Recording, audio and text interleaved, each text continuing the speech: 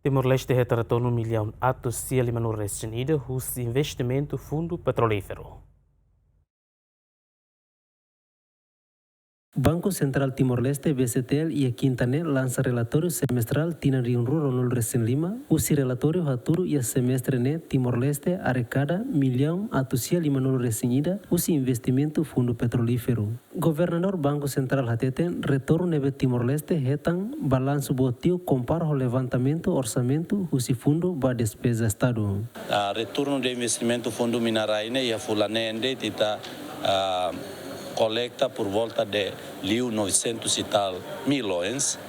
E daí foi indicação de Akmai Ita, também durante o período nebe que hanesan Ita dada de tu si fundo mineraine 555 milhões.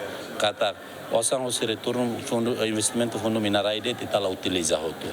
Então sa suka sirne hanesan foi informação mai Ita para Ita bele avalia Itania e depois lá o bau ini halonusa para Ita bele atinge Itania alvo sirne be que Ita traça batina ni dane. Dadaune balanço fundo petrolífero Timor-Leste hamutuk bilhão sano resimalu ponto hitunolo resinghat. Ia relatório Banco Central recomenda ba entidade relevante sira atu diversifica economia e setor agricultura, turismo, no manufactura, atu nune Timor-Leste bele menos dependência ba fundo petrolífero. Rumalo Neves Marito da Costa, Yemen.